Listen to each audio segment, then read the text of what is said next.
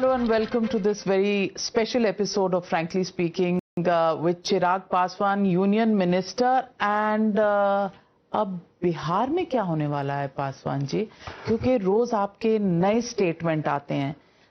You are going to fight 243 seats.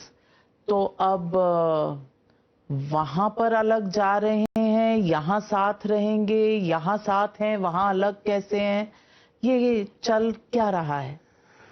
Well, in politics, you can never say never, but let me put everything on record once and for all. मतलब मैं इसको एकदम सीधे तरीके से, स्पष्ट तरीके से रख देता हूँ. कोई नए स्टेटमेंट नहीं, कोई नए रोज स्टेटमेंट नहीं.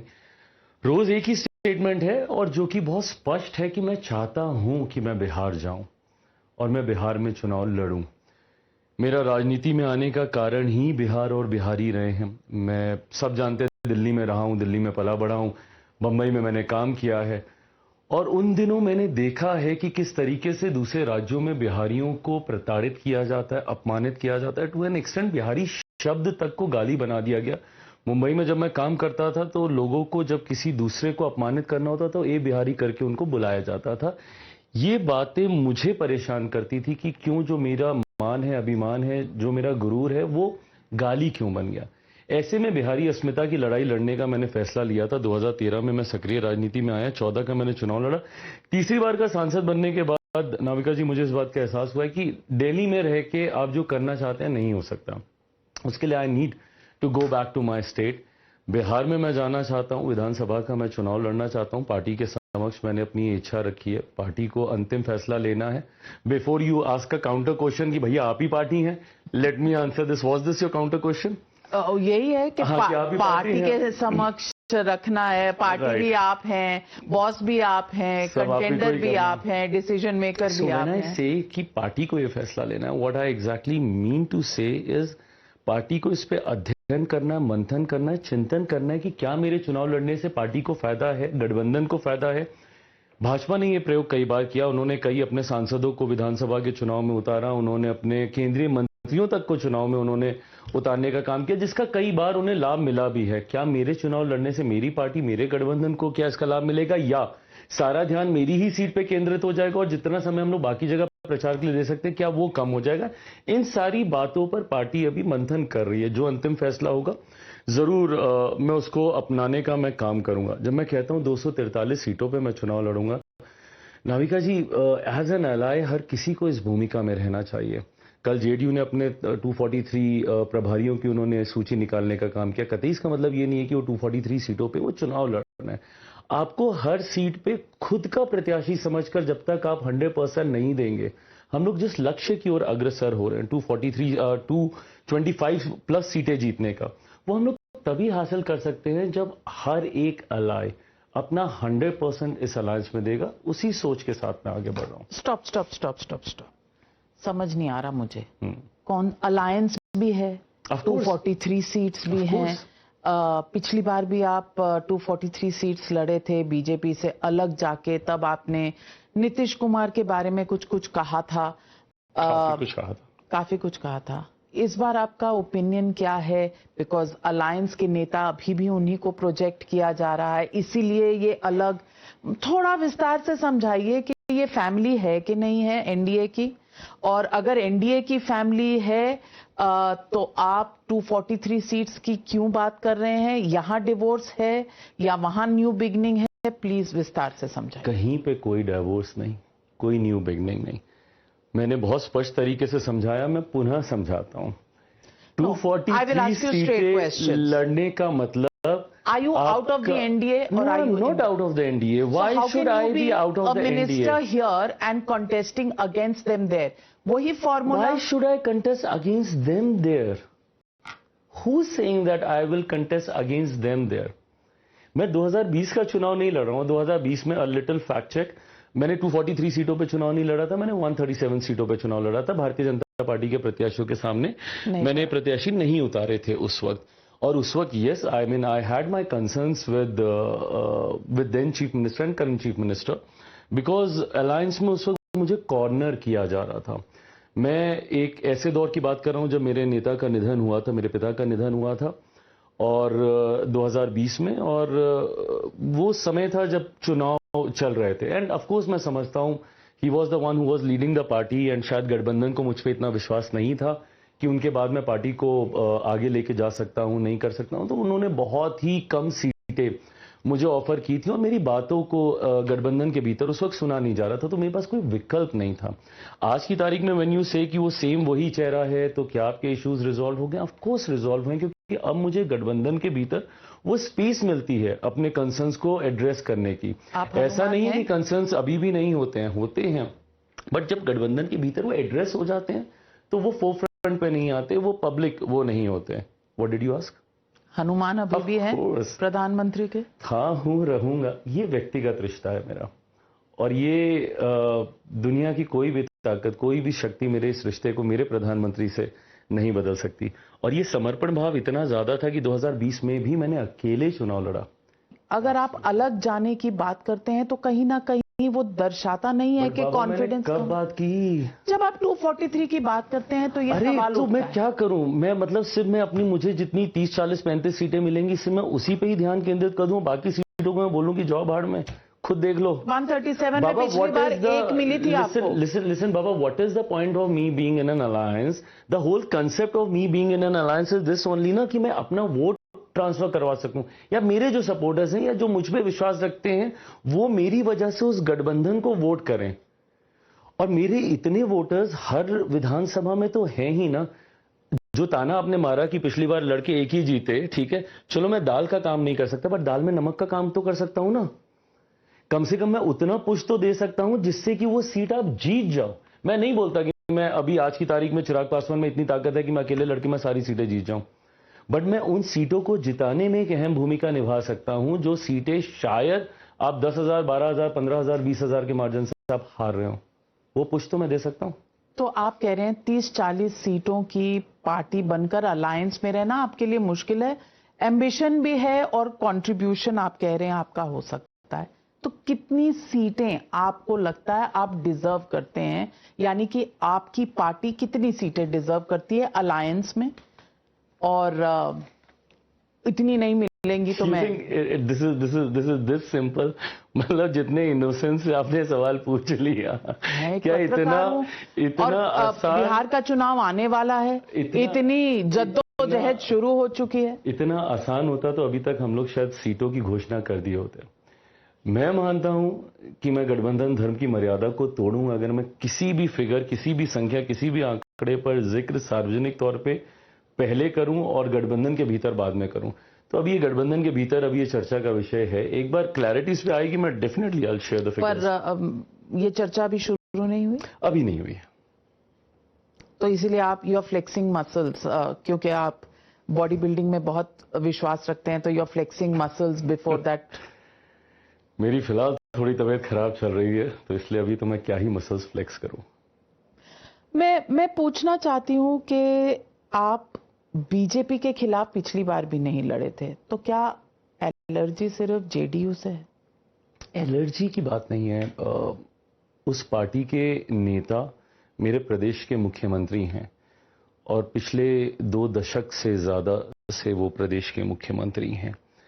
ऐसे में स्वाभाविक है कि सवाल कई बार एज एन एलाय भी आपके सवाल होते हैं। जैसा मैंने कहा कि 20 में मुझे स्पेस नहीं मिलता था, तो मुझे मीडिया के माध्यम से अपने प्रश्नों को रखना पड़ता था।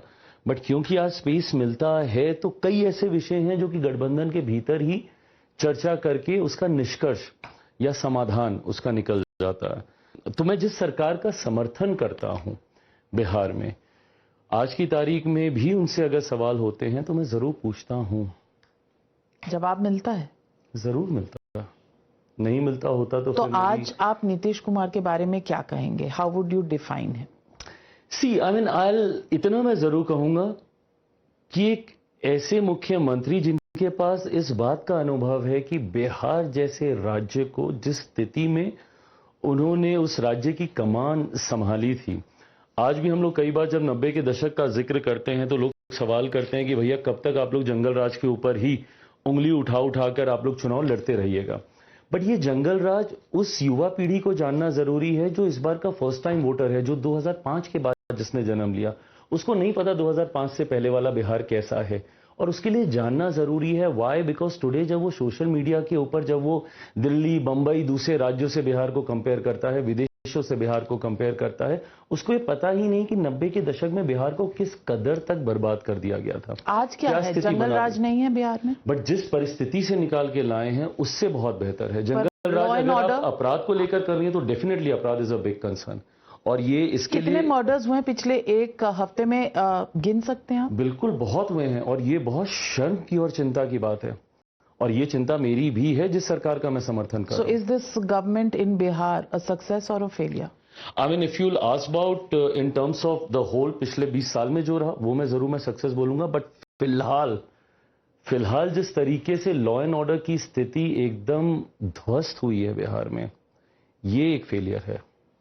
मैं पूछना चाहती हूँ, इस वक्त एक अलग युद्ध चल रहा है बिहार में, और वो युद्ध है ये जो intensive revision of voter list है, और इस युद्ध में किस तरह के शब्द इस्तेमाल किए गए हैं आपके सामने भी हैं।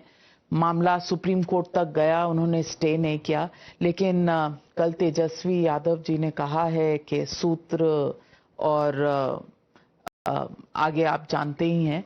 आप इस अभियान को क्या समझते हैं? क्या ये अभियान माइनॉरिटी वोटर्स को लिस्ट से बाहर करने का अभियान है, इसीलिए जो ऑपोजिशन कर रहा है वो सही है? पहली बात तो ये एक संवैधानिक संस्था के द्वारा लिया गया एक फैसला है।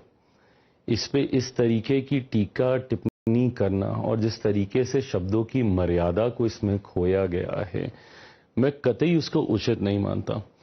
जो लोग इस पे सवाल खड़े करते हैं, एक बार मैं उनसे पूछना चाहूंगा कि क्या हर चुनाव के बाद ये वही लोग नहीं हैं जिन्होंने चुनाव आयोग के पास जाकर शिकायत करने का काम किया था duplicacy of the voter list को लेकर, वोटर लिस्ट में हो रही गड़बड़ियों को लेकर, धांधलियों को लेकर? क्या हर चुनाव के बाद, लोकसभा के हों, अलग अलग राज्यों में विधानसभा के, महाराष्ट्र के चुनाव के बाद तो पूरी वोटर लिस्ट को ही लेकर इन्होंने पूरा हंगामा कर दिया था कि इतने फर्जी वोटर बना दिए, इतने ये कर दिए, वो कर दिए। एक तरफ आप शिकायत करते हैं, उसके निवारण के लिए जब थरो रिवीजन किया जाता है उसमें भी आपको दिक्कत होती है। दिक्कत ये हो गई है नाविका जी, खुद तो मेहनत करनी नहीं है, खुद तो इनको पता है कि ये लोग जीतेंगे नहीं। अब उसके बाद ठीकरा किस पे फोड़े अपनी हार का, अब इन्होंने वो नई व्यवस्था तैयार करनी शुरू कर दिया। ईवीएम कब तक चलेगा? अब वो हो गया ईवीएम, अब इनको ईवीएम से कोई दिक्कत नहीं। अब किसी राज्य के चुनाव के बाद आपको ईवीएम पे ठीकरा फूटता हुआ नहीं दिखता। अब ये वोटर लिस्ट आ गई है नहीं कि अब इतने नए वोटर, फर्जी वोटर ये तैयार कर दिए जाते हैं, वो तैयार कर दिए जाते हैं। तो अब इनको एक नया बहाना मिल गया, नया एजेंडा मिल गया। आप ही बता दीजिए ना क्या करना है फिर? रिवीजन करें, नहीं करें? क्या ये जरूरी नहीं है? मतलब क्या देश में बिना डॉक्यूमेंटेशंस के क्या लोग रहें, बिना नागरिकता उनकी जाने हुए, घुसपैठिए भी आके रह लें, सब आके रह लें? क्या आप उससे ठीक है? लार्ज नंबर्स में बिहार में क्यों नहीं है? आप सीमांचल के एरिया में जाके देख लीजिए, आधार कार्ड, मतलब वहां पे 100% की आबादी है तो वहां पे 123 से 135% तक के आधार कार्ड बने हुए हैं। क्या चल रहा है ये? Is this NRC through the backdoor? Backdoor से अगर करना भी होगा तो क्यों करेंगे बैकडोर से? एनआरसी को लेकर सरकार ने अपनी बातों को, अपनी मंशा को जाहिर स्पष्ट तौर पे रखा है। ऐसे में ये माध्यम क्यों अपनाया जाएगा? क्यों नहीं अपनाया जाएगा? क्योंकि पहले शोर मच गया था, अब ये तरीका है। चुनाव शोर सीए को लेके भी मचा था नाविका जी, दोनों चीजें एक साथ हुई थी। पहले तो मुझे उसी का ही जवाब दे दें। जब मैं फॉल्स नैरेटिव की बात करता हूं, मैं एक एक करके आपको इनके फॉल्स नैरेटिव, क्या हो गया सीए में, कितनों की नागरिकता छीन ली गई, बट मुसलमानों के बीच में ऐसा भ्रम फैला दिया गया। क्यों? क्योंकि उसमें मुसलमान नाम नहीं था। ये किसी को नहीं बताया गया कि उन देशों को के अल्पसंख्यकों को नागरिकता देने का कानून है जहां पे बहुसंख्यक मुसलमान है, तो कैसे मुसलमानों का नाम उसमें जोड़ा जाए? बट आगजनी का माहौल दिल्ली में, शाहीन बाग, कहां कहां क्या क्या नहीं किया गया, क्या हो गया? अब इतने साल बीत गए, ये भी भूल गए, सब भूल गए। इसी तरीके से एनआरसी को लेके एक फॉल्स नैरेटिव, पूरी लोकसभा का चुनाव फॉल्स नैरेटिव पे लड़ा गया कि मोदी सरकार आएगी, तीसरे कार्यकाल में संविधान की हत्या हो जाएगी, लोकतंत्र खत्म कर दिया जाएगा, आरक्षण समाप्त कर दिया जाएगा। आज 1 साल हो गया हम लोग की सरकार बने, किसका आरक्षण छीन लिया गया? कौन से लोकतंत्र की हत्या कर दी गई? एक रैपिड फायर राउंड। मैं बहुत बुरा हूं इस पे, कतई ना करें मेरे साथ। नहीं, मैं बिल्कुल करना चाहती हूँ। आप लोकसभा एमपी और deputy CM Bihar, if not CM. Chirag Paswan will never be the deputy CM of Bihar. Somebody from my party will be the deputy CM. Nitish Kumar, asset और लायबिलिटी? Asset. 100% एसेट।